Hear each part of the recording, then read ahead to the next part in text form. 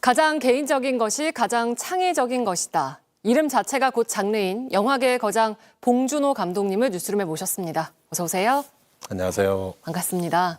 네. 기생충 이후에 6년 만인가요? 5년? 5년 만에 신작 미키 17로 돌아오셨습니다.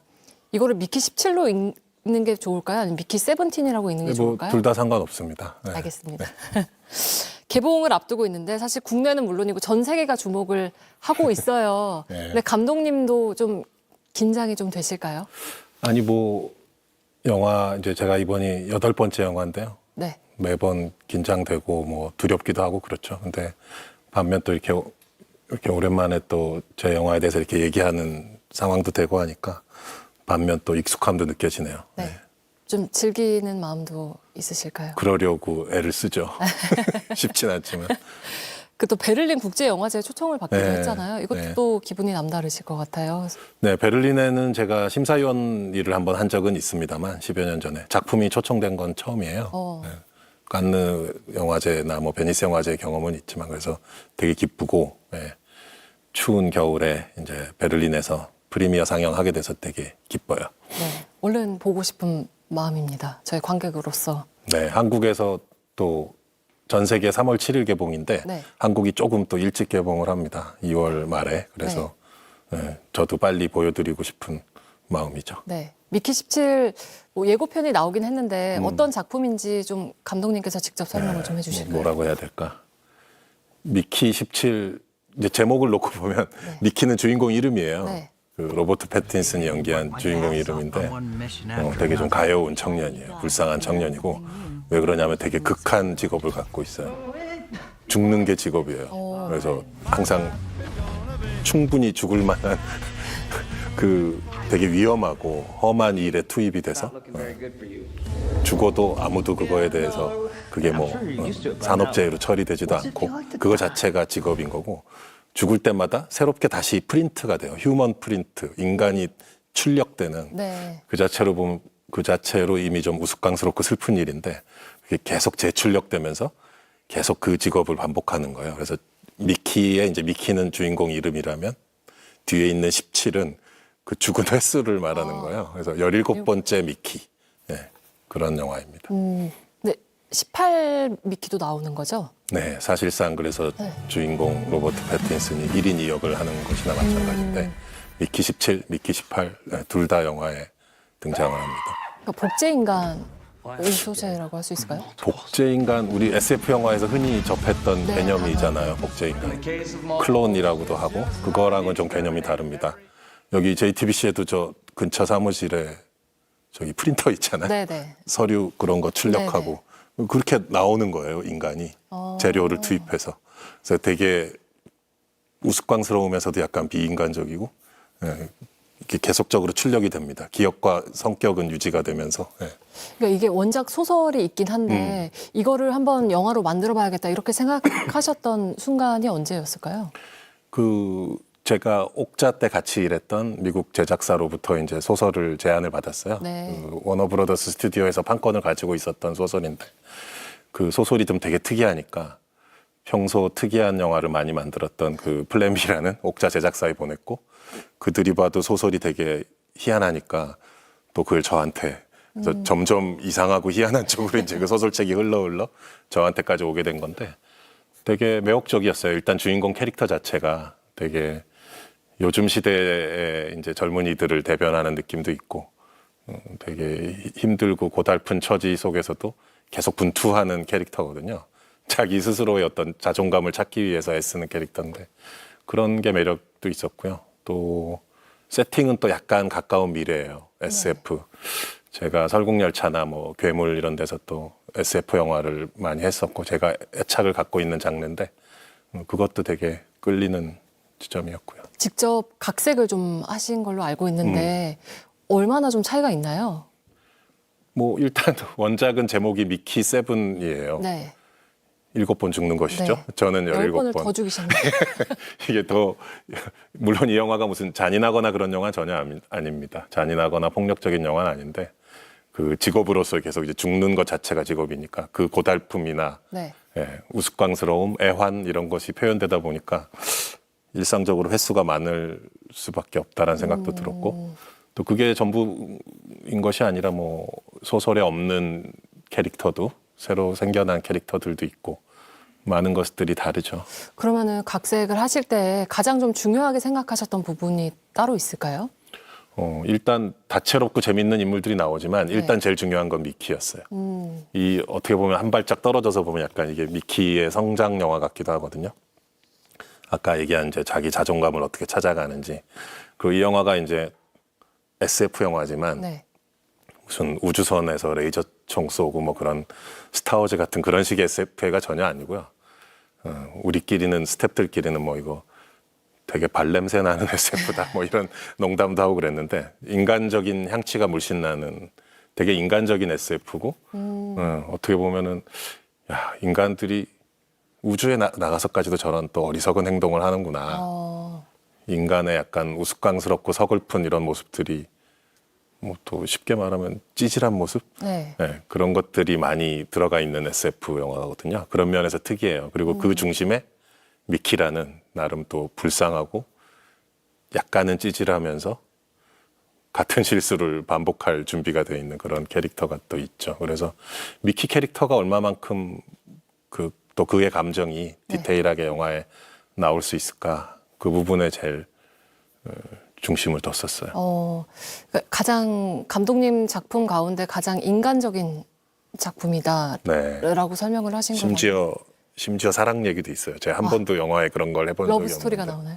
네, 상당히 있어요. 아마 안 믿으실 텐데. 기대하겠습니다. 그 미키를 가엾다고 표현을 하셨는데 찌질하다고도 표현을 하셨고, 근데 감독님 작품에는 사실은 좀 찌질한 그 인간 군상이 종종 등장을 하곤 하잖아요. 감독님이 가지고 계신 사람에 대한 이미지 중에 가장 큰 게 약간 그런 느낌일까요? 좀 측은한 마음이 드는? 모르겠어요. 제 주변에 보면 뭐 이렇게 모르겠어요. 그 슈퍼히어로 같은 또는 영웅적인 위인 같은 분들 사실 별로 없지 않나요? 누구나 그럴 것 같은데. 맞아. 근데 사실 서로가 허술하고 네. 서로가 흠결도 있지만 또 그런 걸 서로 이해도 하면서 이렇게 살잖아요. 보면은 뭐 우리가 완벽하거나 뭐 히어로여서 사는 게 아니라 그래서 그런 것들이 인간의 솔직한 모습이고 특히나 이제 이 우주 영웅 서사인 것처럼 뭔가 거창해 보일 수도 있는 SF 영화에서 그런 사람들의 허술한 속내가 나오게 되면 더 재밌겠구나라는 생각을 했었죠. 네. 그러니까 인간이 얼마나 한심할 수 있는지를 틈틈이 담으셨다고 했는데 네. 그런 한심한 모습들은 감독님의 일상생활에서 어떻게 좀 찾으시는 걸까요? 내 스스로의 모습이 반영돼 있기도 할까요? 예를 들면 그런 거 있죠. 제가 식탐이 많은데 네. 의사분은 이제 경고를 하시죠. 이러이러한 음식은 먹지 마라. 네. 정말 먹고 싶으면 한 달에 한 번만 먹어라. 그래서 정말 그걸 실천하고 있어요. 한 달에 한 번만 뭐 아이스크림을 먹는다거나 그런데 한 달에 한 번만 먹는 음식이 한 30가지 정도가 되는 거예요. 그러니까 결국은 의사가 먹지 말라는 음식을 매일 먹는 거죠. 종류를 바꿔가면서. 이게 어리석은 건데 근데 왠지 그렇게 하고 싶은 거지. 예. 불안하고 걱정거리가 생기면 단계 땡긴다고 하셨잖아요. 어떻게 하셨지? 예. 봤어요, 제가. 주변에 그래서 사탕이랑 초콜릿 이런 거 두고 드신다고. 혹시 이번 작품 찍으실 때 예. 유독 많이 먹게 된 고민했던 장면이나 이런 순간이 있을까요? 그만큼 힘들었던 장면. 네네. 아까 얘기했지만 뭐 영화에서 SF다운 뭐 우주 장면 뭐 또 무슨 처음 보는 기계 휴먼 프린터라 그래가지고 첨단 테크놀로지의 이제 기계가 나오고 이런 장면들도 이제 뭐 찍을 때 고민이 많이 되고 처음 해보는 거니까 SF 영화로서 그랬지만은 가장 예민해지고 어렵고 또 신경 쓰였던 거는 두 미키가 나오는 장면이 있어요. 미키 17, 18이 네네. 사실상 1인 2역이라고 했잖아요. 네네. 예고편에도 그런 장면이 있고 그래서 한 화면에 두 사람이 네. 나오는 거예요. 그리고 이제 그냥 멀찌감치 떨어져서 얘기만 하면 그나마 쉬울 텐데 둘이 어깨동무를 하는 것도 있고 치고받고 싸우는 것도 있어요. 그게 여러 가지 복잡한 테크닉들이 영화적 테크닉들이 동원되는 것이고 또 그게 되게 자연스러워야 되잖아요. 그래서 아마 저도 되게 그것 때문에 예민해지고 네. 공도 많이 들였고 배우 입장에서도 아마 더 그랬을 거예요. 그 두 가지 다른 미키, 서로 다른 미키를 표현해내야 됐으니까 배우 입장에서는 또 얼마나 신경이 쓰였겠어요. 네. 방금 뭐 주연 배우 이야기를 잠깐 해주셨지만 로버트 패틴슨을 미키로 생각하신 이유가 어디에 있었을까요? 한국 관객분들 입장에서는 이제 로버트 패틴슨이라고 하면은 먼 옛날의 과거 이제 트와일라이트 네. 시리즈라든가 그런 모습 기억하겠지만 최근에 그는 사실 미국에서 되게 많은 폭넓은 연기 도전과 스펙트럼을 보여줬었어요. 사프디 형제의 굿 타임스라든가 또 라이트하우스라는 영화에서 윌리엄 데포랑 열연을 했었고 또 한국 관객들도 잘 아시는 이제 배트맨이라는 영화에서 또 되게 새로운 배트맨의 모습도 보여줬었고 그래서 연기 폭이 넓고 네.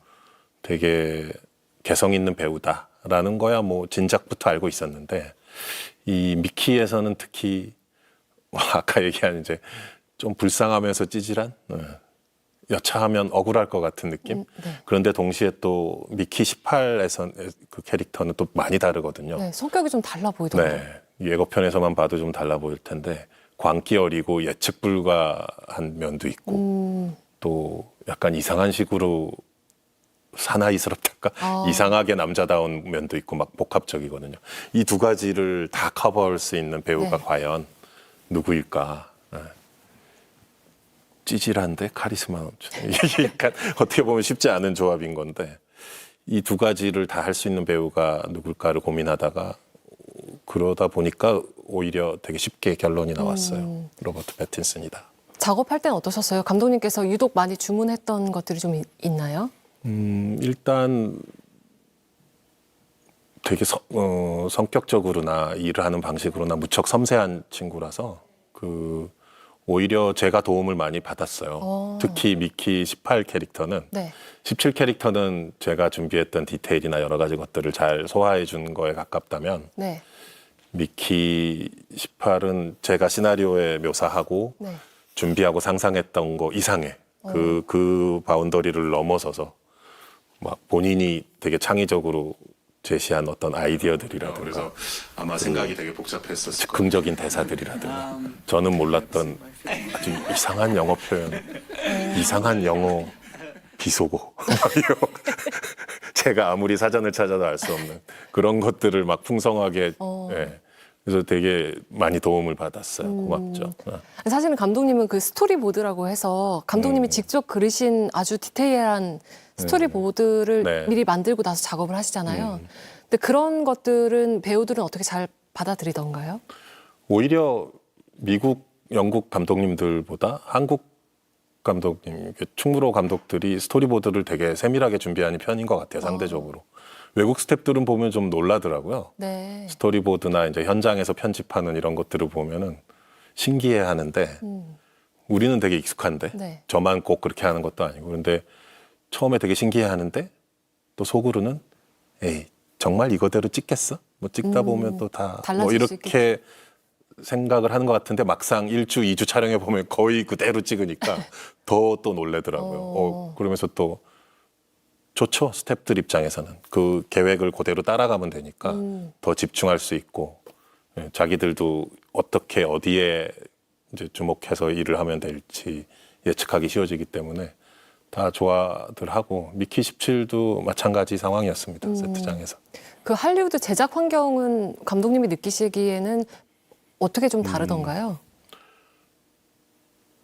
다른 게 없습니다. 뭐 영화 만드는 과정은 다 똑같고요. 네. 한국이나 뭐 미국이나 일본이나 기본 메커니즘이 똑같아서 뭐 별 차이를 느낄 건 없었고 단지 이제 오래된 되게 역사의 스튜디오잖아요. 네. 워너브라더스 같은 경우는 제가 뭐 이번이 두 번째 미국 영화인데 옥자가 이제 넷플릭스에서 찍은 영화였고 이제 넷플릭스는 이제 새롭게 만들어진 거기는 뭐 소위 말하는 디지털 스튜디오라고 사람들이 부르던데 여기는 좋은 의미에서의 올드 스튜디오, 전통적인 스튜디오 형식이라서 뭐 여러 가지 재밌다기보다도 뭐라 해야 되나 잘 짜여진 서류 양식 같은 게 있고 그래요. 그래서 뭐 뭔가 사인해야 될 일이 많고 딱딱 갖춰진 예.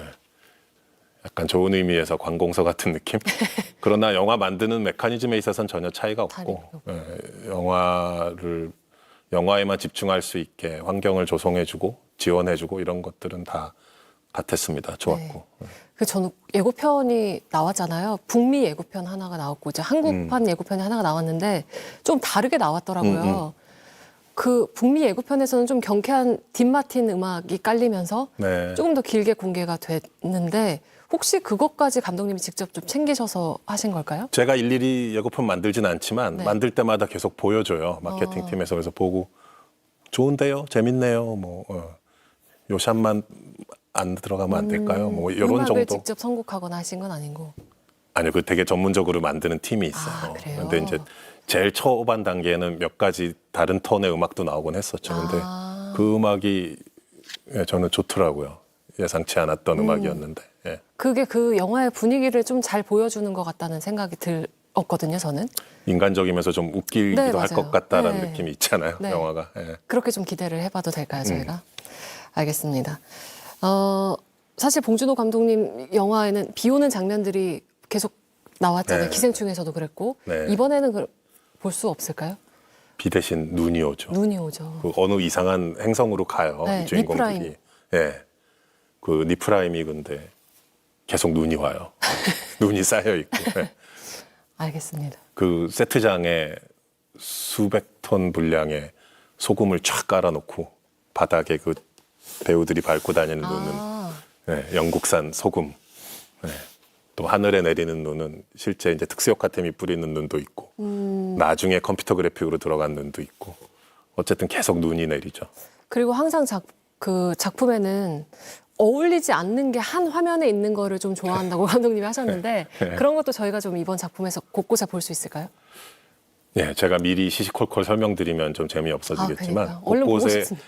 곳곳에 있어요. 그리고 저스럽다고 해야 될까? 네. 예, 제 영화스러운 것들이 막 여기저기 되게 많이 있어서 뭐 미국 영화 찍으면서도 저런 짓을 또 하고 있구나라고 아마 느끼시게 될 것 같아요. 감독님이 생각하시기에 봉준호스럽다라고 하는 거는 구체적으로 좀 어떤 것들이 있을까요?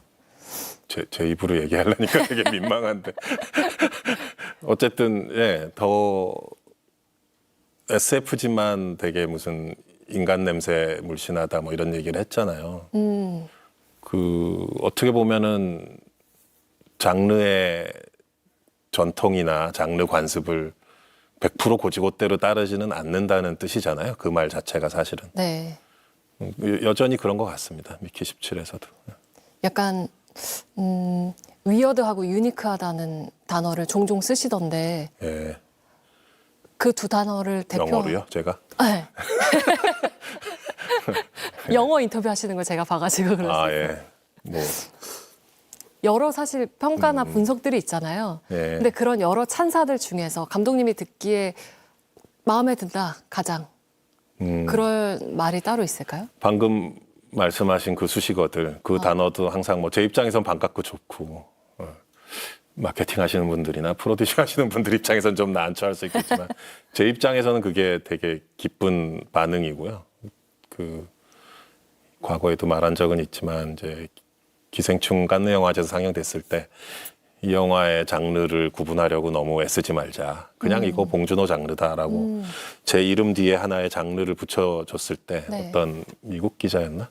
그때가 저는 제일 기뻤었어요. 신났고. 네. 제일 듣고 싶었던 얘기였던 것 같습니다. BBC였나 저는 그랬던 걸로. 네, 기억이 가물가물하네요. 봉준호 오래돼서. 자체가 장르다라고 네. 했던. 작품 구상하실 때 영감을 좀 어떻게 얻으시는지 또 궁금하거든요.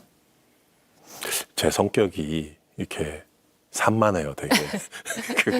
지금도 이 앞에 있는 이상한 장비 같은 거 제가 막 자세히 꼼꼼히 뜯어보고 있는데 큰 줄기 상황에 고스란히 집중 못하는 타입이에요. 그래서 뭐 예를 들어 뭐 엄숙한 장례식장에 가서나 아니면은 심각한 뭐 상황에서 어때 병원에 갔을 때나 뭐 이렇게 여러 가지 상황에서도 항상 온전히 상황에 집중 못하고 다른 이상한 거로 신경의 가지가 뻗쳐가고 딴 생각을 하고 이런 경우가 많거든요.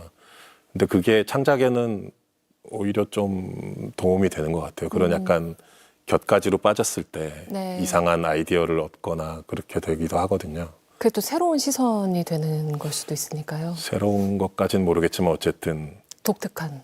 예, 뭔가 이상해지는 거죠. 혹시 뉴스에서도 영감을 얻으실 때가 있을까요? 그럼요. 예,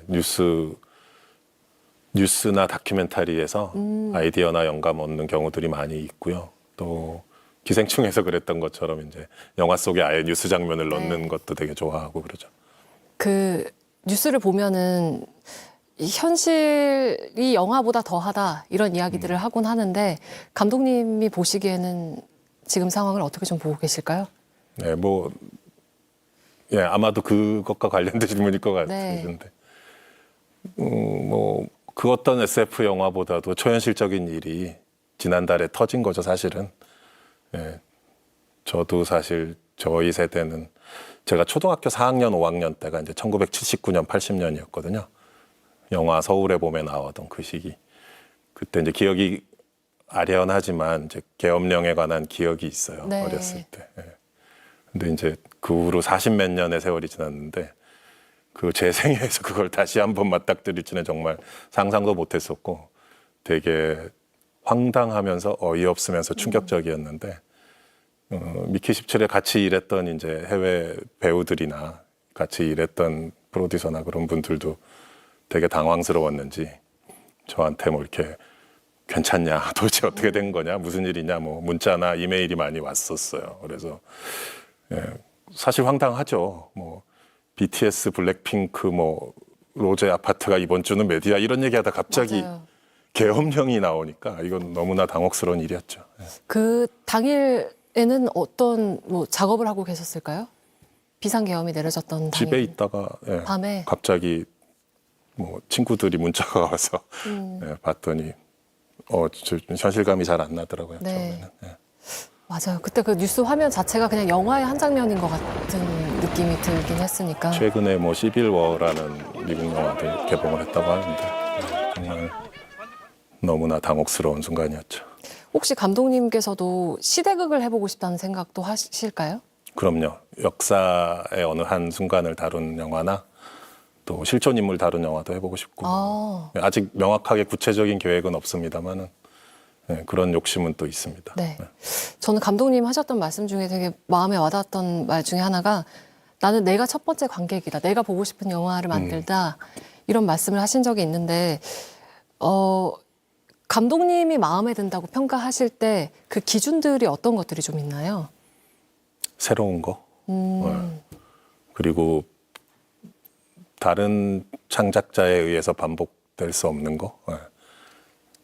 저 사람만이 할 수 있는 건 것 같아라는 얘기를 들으면 제 입장에서는 제일 기쁜데 제 스스로도 그렇죠. 저 혼자 생각할 때도. 이번 미키 17도 만족스러운 작품이었어요. 네, 한번 뭐 보시고 얘기해 주시면 좋을 것 같아요. 알겠습니다. 차기작은 애니메이션이라고 하던데 어떤 작품이에요? 저희가 언제쯤 볼 수 있을까요? 2026년 말이나 27년 최근에 25년에 금년에 개봉한다고 약간 잘못된 네네네. 정보로 그 기사가 나온 것들이 몇 개 있었는데 25년은 전혀 아니고요. 지금 되게 열심히 많은 스태프들과 작업을 하고 있는데 아마도 27년 개봉을 목표로 지금 만들어 나가고 있고 준비한 지는 무척 오래됐어요. 2019년부터 준비했어요. 그 애니메이션 작업 직접 해보시니까 어떠세요? 무척 힘듭니다. 그래서 가끔 애니메이션 영화들 보면 이제 크레딧이 올라갈 때 감독이 2명, 3명 이렇게 올라가는 경우들이 있잖아요. 아, 왜 그렇게 하는 건지 알겠더라고요. 근데 저는 또 성격상 그렇게는 못하고 뭐든 혼자 다 해야 직성이 풀리다 보니 어떻게든 하려고 지금 하고 있는데 심해에 힘드네요. 대한 이야기가. 심해, 컴컴한 심해이지만 네. 그곳에 살고 있는 외롭지만 되게 귀여운 캐릭터들이 나와요. 생물체들이. 깜찍한 귀여운 친구들이에요. 얼른 보고 싶습니다. 네. 미키 17에 이어서. 보고 나서도 잔상이 남는 여운이 남는 영화를 항상 꿈꾼다라고 하셨는데 감독님이 최근에 보셨던 작품 중에 혹시 기억에 남는 게 있을까요? 감독님 작품 아니더라도. 미야케쇼라는 일본 감독님이 있어요. 최근에 그분 영화에 대한 그 감독님에 대한 소문은 많이 들었는데 처음으로 너의 새는 노래할 수 있어? 나의 새인가? 너의 새인가 헷갈린다 갑자기. 그 미야케쇼 감독님 작품을 하나 이제 스트리밍으로 봤는데 되게 인상 깊었고요. 네. 또 뭐가 있었더라? 네. 그죠? 아, 그거 재밌었어요. 네. 어떤 거 있을까요? 그 한국 신인 감독님 작품이었는데 네. 핸섬 가이즈라고 아,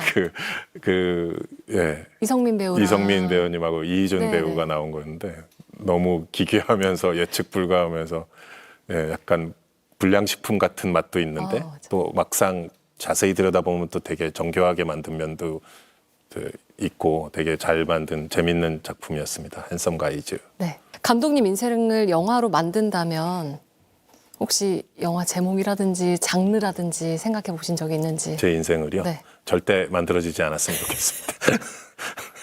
왜 굳이 좋은 인생도 많은데. 알겠습니다. 혹시 예전에 한번 요즘에 유독 그 유튜브에 나오는 영상 중에 감독님이 카메오 출연하셔서 연기하셨던 영상이 종종 나오더라고요. 혹시 또 그렇게 연기를 잠깐 하실 생각은 있으실까요? 그게 이제 그 후배 감독님들의 맞아요. 부탁으로 이제 다 어쩔 수 없이 했던 것이었는데 유승환 감독님 작품에 한 적이 있고, 임필성 감독. 예, 이경미 감독 미스홍당무에도 잠시 나왔었고, 그다음에 이제 임필성 감독의 인류멸망 보고서라고. 예. 그게 다 2000년대 초중반입니다. 2006년. 예. 그 이후로 저기 출연 섭외가 전혀 들어오고 있지 않습니다. 그래서 그 유튜브에 이제 하나의 이제 유물처럼 남아 있습니다. 그래서 가끔 이제 다시 보고 싶을 때도 있지만 민망해서 못 보죠. 잘하시던데요. 어떤 작품 말씀하시는 거예요? 패널로 출연하셔가지고 90분. 그거는 좀 과한 즉흥 연기를 많이 했었어요. 알겠습니다. 끝으로 대중들에게 어떤 감독으로 기억이 되고 싶으신지 좀 들어볼 수 있을까요? 그 사람 영화 좀 특이했다. 뭐 이렇게. 예. 알겠습니다. 봉준호의 세계를 곁에서 꾸준히 볼 수 있다는 게 관객으로서 참 행복하다라는 말씀을 드리고 싶습니다. 감사합니다. 네, 앞으로도 계속 응원하면서 기다리고 있겠습니다. 오늘 인터뷰 고맙습니다. 감사합니다.